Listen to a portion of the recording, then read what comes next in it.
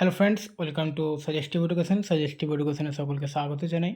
SSC GD math পিওকি যে আমরা practice করছিলাম, তো আজকে আমাদের হবে 7 মে 2026 শিফট 1-এর আমরা 20টা কোশ্চিন প্র্যাকটিস করব। তো প্রথম কোশ্চিন রয়েছে সরল। তো সরল আমরা কিভাবে করি, প্রথমে এটাকে আমরা লিখে দেব। ঠিক আছে, 88 যোগ 21 বিয়োগ 34 যোগ 28 যোগ, আচ্ছা এটা গুণ আছে, অফ মানে গুণ, গুণ করে নেব 18 দিয়ে 36 যোগ 17 থেকে 13, এটা বাদ দিয়ে ডাইরেক্ট লিখে দিই। ঠিক আছে, 4। ঠিক আছে, এবারে দেখো আমরা এককের অঙ্ক দিয়ে করে নিই, তাড়াতাড়ি হবে। যেমন এককের অঙ্কগুলো শুধু যোগ বিয়োগ করবো। ঠিক আছে, 8 আর 1-এ 9, 9 থেকে 4 বাদ দিলে 5, 5 আর 8-এ হবে 13, 13 আর 6-এ 19। ঠিক আছে, 19 আর 4-এ হবে 23। তো 23-এর এককের অঙ্কে কি আসছে? 3 আসছে। তার মানে এককের অঙ্কে যেটা 3 আছে ওটাই হবে অ্যান্সার, অপশান ডি। ওকে, দুটি সংখ্যার গসাগু 80 এবং লসাগু 3600 এবং সংখ্যা দুটির মধ্যে পার্থক্য 320, সংখ্যা দুটি নির্ণয় করুন। তো আমাদের এগুলো এই ধরনের অঙ্ক অপশন ধরে ধরে করতে হবে। ঠিক আছে, মানে অপশন ধরে করলে বেশি ভালো আর কি, নাহলে অনেক বড় হবে। তো দেখো, দুটির মধ্যে পার্থক্য অর্থাৎ বিয়োগফল 320 বলেছে। তো আমরা অপশানে দেখব কোনটা কোনটা 320 আছে। 600 থেকে 280 বাদ দিলে 320, 640 থেকে 320 যদি বাদ দিই তবুও 320, 800 থেকে 480, আচ্ছা সবটাই এখানে 320 হচ্ছে, তার মানে এটা কাজ দেবে না আমাদের। ঠিক আছে, এবার দেখো গসাগুটাকে নাও। গসাগু হচ্ছে 80, তার মানে অপশানের যে দুটো সংখ্যা 80 দিয়ে ভাগ যাবে সেটা হচ্ছে উত্তর। ঠিক আছে, গসাগু যদি 80 হয় অবশ্যই সংখ্যা দুটিকে 80 দিয়ে ভাগ যেতে হবে। তো এখানে দেখো 600, এটা কিন্তু 80 দিয়ে ভাগ যাবে না। ঠিক আছে, 600কে যদি আমরা 80 দিয়ে ভাগ করি তাহলে এটা কিন্তু হবে না, 8 দিয়ে 60 ভাগ যাচ্ছে না। ঠিক আছে, তার মানে অপশন এ উত্তর হবে না, ওটা বাদ দিয়ে দাও। 640, 8 আর 64, এটা 80 দিয়ে ভাগ যাবে। 320, এটাও 80 দিয়ে ভাগ ভাগ যাবে। আচ্ছা 800 তো 80 দিয়ে ভাগ যাবে, 800, 80 10-এ 800, এটা 48, 6টা 48, এটাও হয়ে যাচ্ছে। 720, 400, এটাও হয়ে যাচ্ছে, তাই তো? তার মানে 3টা অপশান এখনও বাকি আছে। লসাগু দিয়ে একটা অপশান মাত্র বাদ দেওয়া গেল, 3600-তে চলে আসে লসাগু। ঠিক আছে, গসাগু দিয়ে একটা মাত্র অপশান বাদ গেল, তো আমরা এবার লসাগু দিয়ে করব। লসাগু মানে হচ্ছে যে এখানে যে অপশানে যে দুটো সংখ্যা আছে, যে দুটো সংখ্যার লসাগু যদি 3600 হয়, তার মানে অবশ্যই ওই দুটো সংখ্যা দিয়ে এই 3600টা কী হবে? ভাগ যাবে। ঠিক আছে, তার মানে এখানে যে দুটো সংখ্যা বসবে সেই দুটো সংখ্যা আমাদের খুঁজতে হবে, তো ভাগ যাবে। তো 640 দিয়ে যদি আমরা 3600-কে ভাগ দিই তাহলে এখানে অ্যান্সার কি আসবে? এর ভাগ যাবে। এটা যদি আমরা 4 দিয়ে কাটি 416, 4 দিয়ে কাটি 90, যাচ্ছে না, তার মানে এটা হবে না। ঠিক আছে, তার মানে 640 আমাদের অ্যান্সার হবে না, অপশান বিও বাদ। 800টা দেখে নিই, 3600-কে যদি 800 দিয়ে ভাগ দিই তাহলে 8 দিয়ে 36 কাটবে না, তাহলে এটা হবে না, তো অপশান সিও বাদ। তার মানে একটা থাকলো, এটা অবশ্যই অ্যান্সার। আর দেখে নাও মিলিয়ে, 720 দিয়ে 3600 অবশ্যই ভাগ যাবে, 4 দিয়েও যাবে, 4 9 36। ঠিক আছে, তো অপশান ডি হচ্ছে অ্যান্সার। আচ্ছা, ভগ্নাংশের যোগ বিয়োগ অর্থাৎ সরল রয়েছে একটা। তো এখানে আমরা কি করব, এই ধরনের অঙ্কতে আমরা প্রথমে পূর্ণ যেগুলো আছে পূর্ণগুলোকে নিয়ে নাও। পূর্ণ কী কী আছে? 3, 33, 333, 3033। তো এটিকে আগে যোগ করে নাও। তো 3033, 333, 33 আর 3, এটিকে যোগ যদি করো তাহলে হয়তো 3 যে 12, এটা 9 আর 1 10, 3 3 6 1 7 আর 3 3702 হচ্ছে। ঠিক আছে, কিন্তু 3702 অ্যান্সার নয়, কারণ অপশানে দিয়েছে ওরা, কিন্তু এটা অ্যান্সার নয়, কারণ এখানে আমরা শুধু পূর্ণগুলো যোগ করলাম। এবার এখানে দেখো, এবার হাফ রয়েছে, এগুলো 1/2 1/2, এগুলোকেও যোগ করতে হবে। ঠিক আছে, তো এটিকে আমরা যদি যোগ করি তো 1/2 মানে হাফ, এখানে আর লসাগু টসাগু নেওয়ার দরকার নেই। দেখো এটা হাফ, এটাও হাফ, এটা হাফ, তো 4টা হাফ মিলিয়ে কত হবে? 2 হবে, তাই তো? তাহলে এখানে 2কে যোগ করে দাও। তো 2কে যদি যোগ করে দিই তো এটা যোগফল কত হবে? 3704 হয়ে যাবে, তাই তো? তো 3704 হচ্ছে অ্যান্সার, অপশন বি। আচ্ছা, আবার এখানে একটা রয়েছে, তো এখানে অবশ্য বীজগণিতের নিয়মে করলেও হবে, তো আমরা এখানে বীজগণিতের নিয়মে আর করছি না, কারণ সংখ্যাগুলো সহজই আছে। ঠিক আছে, দেখো এটা যদি যোগ করো তো কত হবে? 7.5 আর আড়াই, এটা 2.5, মানে এটা 10 হবে। তো 10-এর স্কোয়ার দিয়ে দাও, বিয়োগ আর এটা যোগ করলে হবে কত, 5, 5-এর স্কোয়ার দিয়ে দাও, ঠিক আছে। তো 10-এর স্কোয়ার মানে 100, আর 5-এর স্কোয়ার মানে 25, তো বিয়োগ করলে হবে 75। তো উপরে 75 আর নিচে যে এটি আছে বসিয়ে দাও, 7.5 গুণিত 2.5, ঠিক আছে। এবার দেখো এখানে একটার জন্য দশমিক উঠিয়ে দিলে উপরে একটা 10 নিয়ে নাও, মানে একটা শূন্য নিয়ে নিতে হবে, আর এটা দশমিক উঠিয়ে দিলে একটা 10 নিয়ে নাও, ঠিক আছে। এবারে এই এটা দশমিক উঠিয়ে দিয়েছি, দশমিক উঠিয়ে উপরে 10 নিয়ে নিয়েছি, তাহলে 75 আর 75 কেটে যাবে, আর এটা 10-10-এ 100 হয়, তো 100কে যদি আমরা 25 দিয়ে কাটি তো এটা হবে 4। তো অপশান সি হচ্ছে অ্যান্সার, ঠিক আছে। তারপরে এখানে এটা এ প্লাস বি হোল স্কোয়ার আর এ মাইনাস বি হোল স্কোয়ার রয়েছে, তাহলে এটা আমরা সূত্র দিয়েই করি। এ প্লাস বি হোল স্কোয়ার সূত্র কি, এ স্কোয়ার প্লাস 2 এ বি হচ্ছে √3, তো বি প্লাস বি স্কোয়ার, তাই তো। এটা এটুকু হয়ে গেল, মাঝখানে প্লাস আছে, প্লাসটা দিয়ে দিই, তারপরে এটুকু আমরা করব। তো এটা হচ্ছে এ square minus 2 A B R plus B square, এটা প্লাস হবে লাস্টে কিন্তু, ঠিক আছে, একটাই মাইনাস হবে, মাইনাস যেটা থাকবে শুধু এখানেই মাইনাস হবে। ওকে, এবার দেখো প্লাস 2 √5 আর 3 এটা যেটা রয়েছে, আর এখানে -2 √5 আর √3 এটা কেটে যাবে, প্লাস আর মাইনাস যেহেতু কেটে যাবে। এবার দেখো √5-এর যদি স্কোয়ার করি তো 5 হবে, রুট আর স্কোয়ার কেটে যাবে, ঠিক আছে।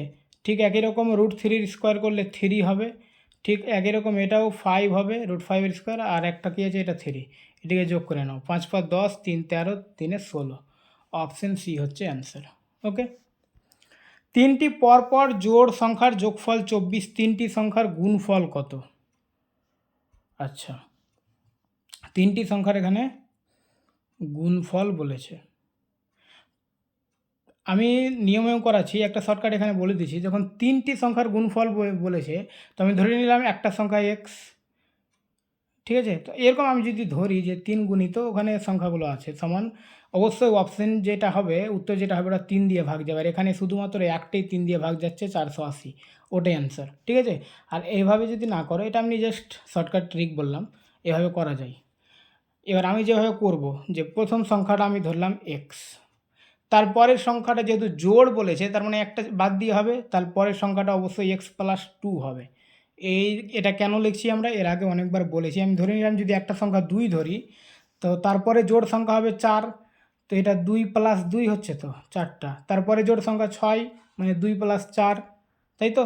এইরকম আসে, আমি এটাকে যদি x ধরি তাহলে এটা x+2 আর এটা x+4, এভাবে আসে সংখ্যাগুলো, এইভাবেই ধরতে হবে। যদি পরপর বলে তো x+1 x+2 আসে, ঠিক আছে। তো এখানে আমাদের যেহেতু পরপর নেই, জোড় সংখ্যা বলেছে, তো এটা হয়ে যাবে x+4, ঠিক আছে। তিনটি সংখ্যা হয়ে গেল, তিনটি সংখ্যার যোগফল বলেছে 24, তো এখানে আমরা বসিয়ে দেব এই যোগফল। যোগ করো 3টা x প্লাস 6, 4 আর 2 6, 24, তো 3x, এটা 6টা পরে মাইনাস হয়ে যাবে, মানে 18, তো x সমান হচ্ছে 6। x সমান 6, তাহলে তিনটি সংখ্যার গুণফল আমাদের বের করতে হবে। x সমান 6, তার মানে একটা সংখ্যা আমরা x ধরিতে 6, পরের সংখ্যাটা x+2 মানে 6+2 মানে 8, পরের সংখ্যাটা x+4 মানে 10। দেখো পরপর তিনটা জোড় সংখ্যা পেয়ে গেলাম, এদের গুণফল বলেছে 6 8 48, 48কে 10 দিয়ে গুণ করলে 480, অপশান এ হচ্ছে অ্যান্সার। ওকে, তারপরে আবার এটা বীজগণিতের নিয়মে হবে, চলো বীজগণিতের নিয়মে করি। যেহেতু রুট না থাকলে আমরা এমনি করে দিতাম সংখ্যা ধরে, ঠিক আছে। দেখো a স্কোয়ার মানে 5-এর স্কোয়ার, প্লাস আছে প্লাস 2ab মানে 2 × 5 × √3 প্লাস বি স্কোয়ার মানে √3 স্কোয়ার, ঠিক আছে, মাইনাস, আচ্ছা এখানে যেহেতু মাইনাস আছে, তো এটা মাইনাস দিয়ে আগে আমি ব্র্যাকেট দিয়ে করে বোঝাচ্ছি, ঠিক আছে। যেহেতু এখানে মাইনাস আছে তাই ব্র্যাকেট দিয়েছি, প্লাস থাকলে সমস্যাই হতো না। 5 স্কোয়ার মাইনাস 2 5 √3 প্লাস √3 স্কোয়ার আর মাইনাস 4 √3 এখানে আছে, লেখাটা হলো না এইদিকে, এটা 4√3, ঠিক আছে, আমি পরের লাইনে লিখে দিচ্ছি। আচ্ছা ঠিক আছে, দেখো এটা 25, 5 স্কোয়ার 25, এটা কত হবে 5 2 10√3, এটা √3 স্কোয়ার মানে 3। এবার দেখো এটা মাইনাস, তো এখানে এখানে এই মাইনাসটার জন্য এটা ব্র্যাকেটটা উঠিয়ে দিলে সবটা সাইন চেঞ্জ হয়ে যাবে, ঠিক আছে। তাহলে মাইনাস প্লাস মাইনাস 5 স্কোয়ার মানে 25, এই মাইনাসটা প্লাস হয়ে যাবে, তার মানে এটা 10√3, ঠিক আছে। আর এই মাইনাসটা হয়ে যাবে, সরি এই প্লাসটা হয়ে যাবে -3 √3 স্কোয়ার মানে 3, আর এটা তো -4√3 আগে থেকে ছিলই, বুঝতে পারলে তো। এটা মাইনাস শুধু এখানে ছিল, তাই এই পুরোটা সাইনটা চেঞ্জ হয়ে যেত। আমি এক লাইনে লিখতে পারতাম, কিন্তু বোঝানোর জন্য শুধু 2 লাইন করলাম, ঠিক আছে। এবার দেখো +25 -25 কেটে গেল, +3 -3, আর থাকছে কত এখানে 10√3, এখানে 10√3 মানে 20√3, ঠিক আছে। 10√3 10 করে 20 আর -4√3, ঠিক আছে। এটা যদি আমরা আবার যদি বিয়োগ করি তাহলে 20 থেকে 4 মানে 16√3, ঠিক আছে। অপশান ডি হচ্ছে অ্যান্সার। আচ্ছা, এটা বীজগণিতের নিয়মে হবে, কিন্তু বীজগণিতের নিয়মেই করতে হবে, কারণ অপশানগুলো অন্যরকমভাবে রয়েছে। দেখো 290 আর 210 যদি আমরা যোগ করি তা কত হবে 500, 500 স্কোয়ার, এটা এটা যোগ করে লিখে দিলাম, মাইনাস এটা তাহলে কত 290 থেকে 10 মানে 80 স্কোয়ার, ঠিক আছে। এবার দেখো এটা যদি ক্যালকুলেশন করতে যাও তো অনেক বড় হবে, আর এই অপশানের হিসাবে আসতে কিন্তু অনেক টাইম লেগে যাবে, ঠিক আছে। এটা আমরা বীজগণিতের নিয়মে করবো। এটা দেখো এ স্কোয়ার মাইনাস বি স্কোয়ার, 500 এ সমান এ আর 80 সমান যদি বি ধরি, তাহলে এ স্কোয়ার মাইনাস বি স্কোয়ারের সূত্র কী হয়, এটাকে আমরা এভাবে লিখি এ প্লাস বি ইন্টু এ মাইনাস বি, এটা সূত্রতে আসে, ঠিক আছে। তো আমরা এভাবে লিখে দেবো। তো এ প্লাস বি মানে 500 প্লাস 80, এ প্লাস বি মানে 580, আর একবার ইন্টু দিয়ে লিখব এ মাইনাস বি মানে 500 থেকে 80 বাদ দিলে হবে 420। তো দেখো আমরা তাড়াতাড়ি পেয়ে গেছি, অপশান সি হচ্ছে অ্যান্সার। ওকে, একটি আয়তক্ষেত্রের দৈর্ঘ্য 6 সেমি, আয়তক্ষেত্রের কর্ণ 10 সেমি, আয়তক্ষেত্রটি প্রস্থ সেমিতে কত। তো ধরো এটা আয়তক্ষেত্র রয়েছে, দৈর্ঘ্য দেওয়া রয়েছে কত 6 সেমি, কর্ণ মানে এটা দেওয়া রয়েছে 10 সেমি, প্রস্থ চেয়েছে মানে এটা চেয়েছে, ঠিক আছে।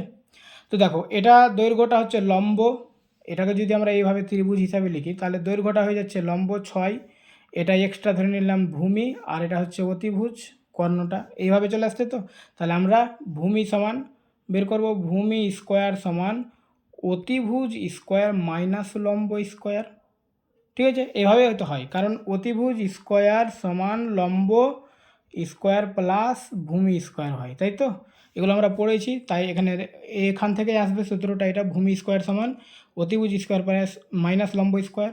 তাহলে ভূমি স্কোয়ার সমান অতিভুজ মানে 10-এর স্কোয়ার মানে 100 ডাইরেক্ট লিখে দিলাম, আর এটা 6-এর স্কোয়ার, লম্ব মানে 6 মানে 36, 6-এর স্কোয়ার মানে 36, তাহলে ভূমি স্কোয়ার সমান তাহলে কত হচ্ছে 100 থেকে 36 বাদ দিলে 64, ঠিক আছে। তাহলে ভূমি স্কোয়ার সমান যদি 64 হয়, তাহলে ভূমি সমান কত হবে, ভূমি সমান অবশ্যই 64-এর বর্গমূল হবে, স্কোয়ারটা উঠিয়ে দিলে এটা হয়ে যাবে 8, তাহলে তো অপশান এ হচ্ছে অ্যান্সার 8, অর্থাৎ এটা এক্স সমান পেয়ে গেলাম 8, মানে প্রস্থ হচ্ছে 8, ঠিক আছে। 4 অঙ্কের বৃহত্তম সংখ্যা কোনটি যা 72 দ্বারা বিভাজ্য। দেখো 72 দ্বারা বিভাজ্য তো আমরা ভাগ করে করে দেখতে পারি না, ভাগ করে দেখলে অনেক টাইম লাগবে। তো আমরা কী করব, 72কে ভেঙে দিব, 72কে যদি ভাঙি তো আমরা কী পাবো 8 আর 9 পাবো, তাই তো। তো আমরা 9-এর নিয়ম জানি, 8-এর নিয়মে জানি। যারা জানো না বিভাজ্যতার নিয়ম, আমার 2026-এ ম্যাথ ক্লাস করানো আছে চ্যাপ্টার ওয়াইজ টাইপ ওয়াইজ, ঠিক আছে, প্লে লিস্ট করা আছে, ওখানে গিয়ে বিভাজ্যতার ক্লাসটা করে নেবে, সবটা বুঝতে পারবে। আর বিভাজ্যতার নিয়মগুলো সব ক্ষেত্রে লাগবে। আমি একটু আগে যে বললাম 3 দিয়ে ভাগ মানে 480, 3 দিয়ে ভাগ যাচ্ছে, ওগুলো বুঝতে পারবে ওখান থেকেই, ঠিক আছে। তো আমরা প্রথমে 9 দিয়ে দেখব। 9 দ্বারা বিভাজ্য মানে হচ্ছে যে প্রত্যেকটা সংখ্যার মানে সংখ্যাগুলোর যোগফল 9 দিয়ে ভাগ যাবে, বা এভাবে কেটেও দিতে পারো 9গুলো, ঠিক আছে। তো আমি যোগফলই শেখাচ্ছি। তাহলে 9 দিয়ে ভাগ মানে প্রত্যেক সংখ্যাগুলো যোগফল 9 দিয়ে ভাগ যাবে। তো এখানে কী কী সংখ্যা আছে 9 9 আর এখানে 6 3 9, তো এটা যোগফল হবে 27, ঠিক আছে।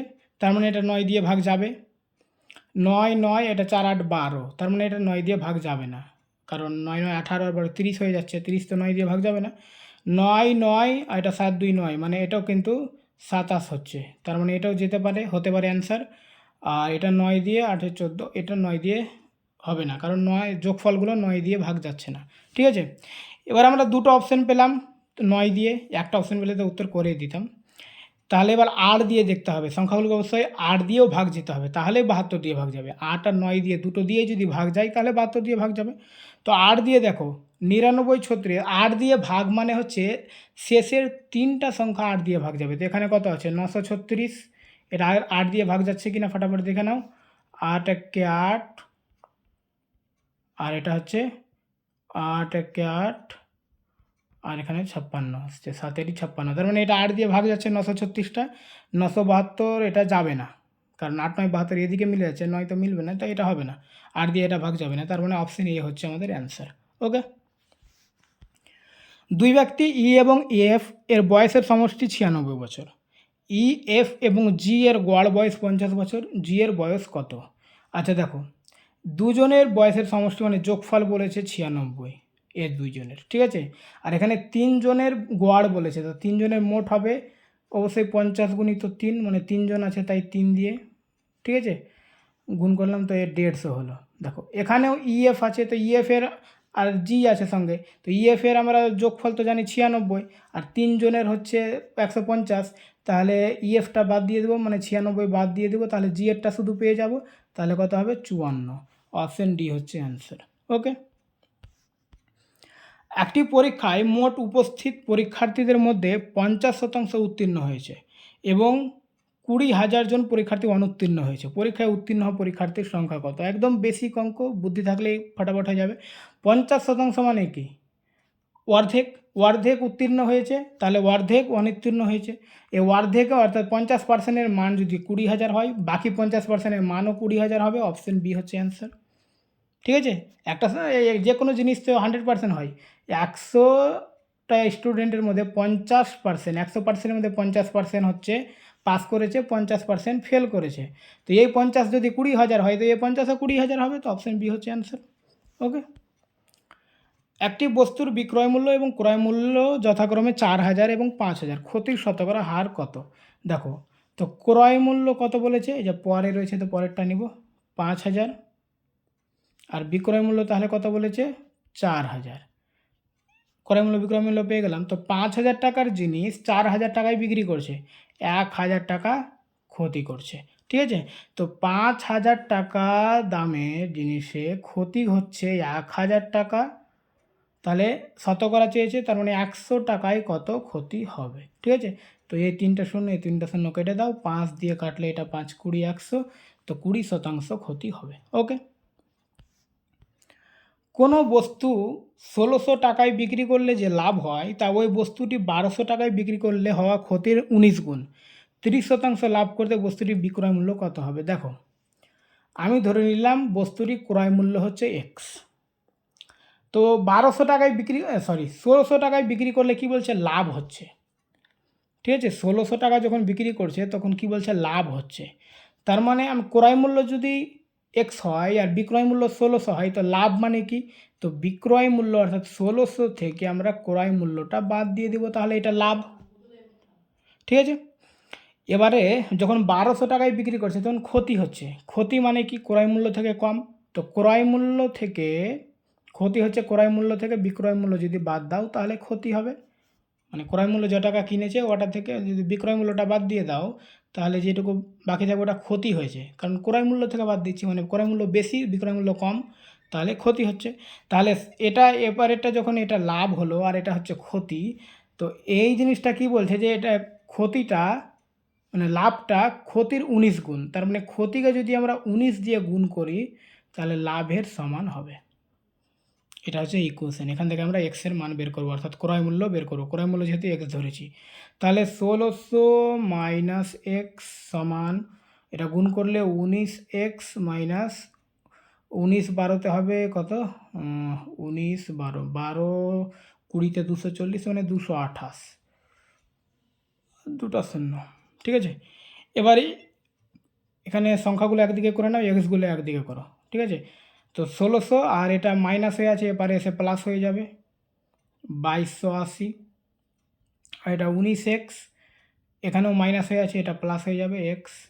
তার মানে এপার করে এক্সগুলোকে এবার এদিকে করে নাও, 19x আর এক্স যদি যোগ করি তো 20x, আর এটা যদি যোগ করি তো কত হবে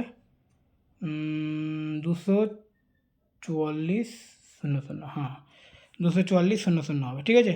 তো 20x সমান যদি 244,00 হয় তো x সমান কত, এটা 00 কেটে দাও, আর এটাকে 2440কে যদি 2 দিয়ে করো তো x সমান তাহলে 1220 হবে, ঠিক আছে। x সমান হচ্ছে 1220। এবার x কী ধরেছিলাম আমরা, ক্রয় মূল্য ধরেছিলাম, ঠিক আছে। ক্রয় মূল্য আমরা পেয়ে গেলাম, কিন্তু এখানে ক্রয় মূল্য চাইনি, বলছে ওটাকে যদি 30% লাভে বিক্রি করি, তার মানে 1220 টাকার জিনিস 30% লাভে বিক্রি করব। তো 1220-র 30% বের করতে পারো বা 130% বের করতে পারো, ডাইরেক্ট হয়ে যাবে 130 দিয়ে বের করলে, ঠিক আছে। তো 30% বের করেই করি আমরা, এমনি সবটাই শিখি। এটা ওটা করলে এটা হবে, তো 3 2 6, 3 2 6, 3 3, তার মানে 366 টাকা লাভ হবে। তো 1220 টাকার জিনিস আর 366 টাকা লাভ হবে, তো মোট বিক্রয় কত হবে এটি যোগ করব, ঠিক আছে। তাহলে 6 6 2 8 আর 3 2 5 আর 1, 1586, অপশান বি হচ্ছে অ্যান্সার। ওকে, এক শ্রমিকের বেতন প্রথমে 40% বাড়ানো হয়, তারপর 25% কমানো হয়, তার বেতনে মোট কত পরিবর্তন হয়েছে। তা আমি ধরে নিলাম যে তার বেতন হচ্ছে 100 টাকা, ঠিক আছে। তারপর 40% বাড়ানো হলো, 40% বাড়ানো মানে 100 টাকার জিনিস 40% করা হলো, 140 করা হলো, ঠিক আছে। তারপরে 25% কমানো হলো, মানে 100 টাকাতে 25 কমিয়ে 75 করা হবে, ঠিক আছে। এটা ক্যালকুলেশন করো, যা হবে এখানে ওটা দেখবো কত বাড়ছে না কমছে, ঠিক আছে। 0 0 100 কেটে দাও, এখানকার একটা 0, সেইভাবে যদি না করি আমরা 25 দিয়ে কাটি, 3 25-এ 75, 4 25-এ 100, 4 দিয়ে এটা যদি কাটি তো 4 35-এ 140, তো 3 35-এ 105। তার মানে প্রথমে বেতন ছিল 100 যেটা আমি ধরেছিলাম, কিন্তু এখন বেতন হয়ে গেছে কি বাড়া কমা হয়ে 105 হয়ে গেছে, তার মানে 5% বৃদ্ধি হয়ে গেছে, 100 টাকাতে জিনিসে 5 বেড়ে গেছে, ঠিক আছে। মানে জিনিস তো না, এখানে 100 টাকা ছিল 105 হয়ে গেছে, 5 টাকা বেড়ে গেছে। ওকে, আর প্রথম দিনে একটি কাজের 2/3 অংশ সম্পন্ন করে, দ্বিতীয় দিনে সে অবশিষ্ট কাজের 1/4 অংশ সম্পন্ন করবে। আচ্ছা দেখো, আমি কাজটা ধরে নিলাম এক অংশ, এবারে প্রথম দিনে গিয়ে 2/3 অংশ করে নিয়েছে, তো অবশিষ্ট কত থাকছে, তো অবশিষ্ট অবশ্যই কত থাকবে, 3 - 2 = 1/3 থাকবে। এবারে কি বলছে, দ্বিতীয় দিনে সে অবশিষ্ট কাজের 1/4 অংশ করেছে, অবশিষ্ট কাজটাই গিয়ে করে দেয়নি, কিন্তু ওর কাজের 1/4 অংশ করেছে, তো অবশিষ্ট কাজ 1/3, তার মানে 1/3-এর 1/4 অংশ করেছে, এর চলে আসলেই তো গুণ, তার মানে কত করেছে সে, টোটাল 1/12 অংশ কাজ করেছে। কাজ হচ্ছে 1/3 অংশ, ও করেছে 1/12 অংশ, তার মানে কাজ বাকি কত আছে, 1/3 থেকে 1/12 বাদ দিয়ে দাও, তো 1/12 যদি আমরা বাদ দিয়ে দিই তাহলে কত হবে, 4 - 1, তার মানে 3/12 থাকবে, 3/12 মানে এটা যদি কমিয়ে দিই তাহলে 3 × 3 আর 3 1/4, ঠিক আছে। 3/12 রাখতে পারে, 1/4 থাকতে পারে, তার মানে 1/4 কাজ আর বাকি আছে, ঠিক আছে, বা অবশিষ্ট আছে। তো এখানে বলছে অবশিষ্ট কাজ 20 একক আছে, তার মানে 1/4 মানে হচ্ছে 20, তো 1/4 মানে যদি 20 হয় তাহলে 1 মানে কত, যেহেতু আমরা সম্পূর্ণ কাজ বা মোট কাজকে আমরা 1 ধরেছি, প্রথমে এখানে 1 ধরেছিলাম, তাহলে 1 সমান হবে কত, 20 × 4/1 সমান 4 দিয়ে গুণ, মানে 4 × 20 = 80, অপশন বি হচ্ছে অ্যান্সার। ওকে, পি কিউ আচ্ছা, পি এবং কিউ একত্রে একটি কাজ 12 দিনে করতে পারে, পি প্লাস কিউ সমান 12 দিনে করতে পারে, আর ওই কাজটি 18 দিনে করতে পারে। পি কিউ আর একত্রে ওই কাজটি কত দিনে করতে পারবে, একসঙ্গে কত দিনে করতে, মোট কাজ কত, তাহলে এদের লসাগু মানে 36, বা 36কে 12 দিয়ে ভাগ করলে হবে 3, 36কে 18 দিয়ে ভাগ করলে হবে 2, তারা একদিনে মোট তাহলে 3 আর 2 5টা কাজ করতে পারে, ওদের কাজ করতে হবে কত, 36টা, মানে সম্পূর্ণ কাজই ওরা করবে, তো 36টা, তাহলে একদিনে যদি 5টা কাজ করে তো 36টা কাজ ওরা কয় দিনে করবে, তো 36কে আমরা 5 দিয়ে ভাগ করব, 5 দিয়ে যদি ভাগ করি তো 5 × 7 = 35, নামছে 1, দশমিক নিয়ে একটা 0, 5 2 10, ঠিক আছে, মুখে মুখে ভাগটা করে নিলাম, তাহলে অ্যান্সার হবে অপশন বি 7.2। একটি 250 মিটার দীর্ঘ ট্রেন 350 মিটার দীর্ঘ অপর একটি ট্রেনকে 60 সেকেন্ডে অতিক্রম করে। তারা বিপরীত অভিমুখে যাত্রা করছে। যদি উভয় ট্রেনের গতিবেগ সমান হয় তবে প্রতিটি ট্রেনের গতিবেগ কিমি ঘন্টায় কত? আচ্ছা, দেখো, যখন ট্রেন দুটি অতিক্রম করে তখন আমি বারবার বলেছি যে ট্রেন বা প্ল্যাটফর্ম বা সেতু অতিক্রম করলে ট্রেন প্লাস ট্রেনের দৈর্ঘ্য, এখানে যেহেতু ট্রেন অতিক্রম করেছে তো দুটি ট্রেনের দৈর্ঘ্য অতিক্রম করেছে কত সেকেন্ডে? 60 সেকেন্ডে। তো 60 সেকেন্ডে ওরা দুটি ট্রেনের দৈর্ঘ্য মানে 250 আর 350, তার মানে কত? 600 মিটার গিয়েছে, ঠিক আছে। এবার আচ্ছা, এ ঘন্টায় চেয়েছে তো ডাইরেক্ট আমরা লিখে দিই 1 ঘন্টা সমান 3600 সেকেন্ড। তো 60 সেকেন্ডে এতটি যায় তো 3600 সেকেন্ডে কত যাবে, ঠিক আছে, এটা ক্যালকুলেশন করা। তো 600 গুণিত এটা কী হবে? উল্টে যাবে, 3600 বাই 60 কাটলে এটা হয়ে যাবে তাহলে 10, তাহলে 36,000 মিটার যাবে। এবার আমরা এটাকে কিমিতে নিয়ে আসবো, ঠিক আছে। 3600 সেকেন্ডেও 36,000 মিটার যাবে, ক্যালকুলেশন করে আমরা যেটা পেলাম। তো 36,000 মিটার মানে এটা যদি আমরা কিলোমিটার নিয়ে চলে সেই 1000 দিয়ে ভাগ যাবে মিটারকে কিলোমিটার করলে, তাহলে 36 কিলোমিটার। তার মানে 1 ঘন্টায় ওরা 36 কিলোমিটার পার ঘন্টা যাবে, এটা হচ্ছে গতিবেগ।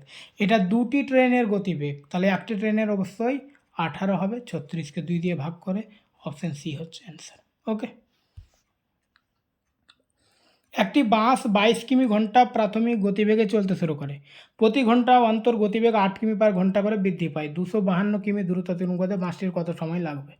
আচ্ছা, মানে প্রথম ঘন্টা যখন যাবে প্রথম ঘন্টায় 22 কিমি যাবে, তারপরের ঘন্টায় কিন্তু 8 কিমি বেশি যাবে, তার মানে 22 আর 8 30 কিমি যাবে। তারপরের ঘন্টায় আবার 8 কিমি বেশি যাবে, দেখো প্রতি ঘন্টাও বারবার 8 কিমি করে বৃদ্ধি পাচ্ছে, তার মানে তারপরের ঘন্টায় 38 যাবে। তারপরের ঘন্টায় অবশ্যই কত যাবে? 46 যাবে, 8 বাড়িয়ে দিলে।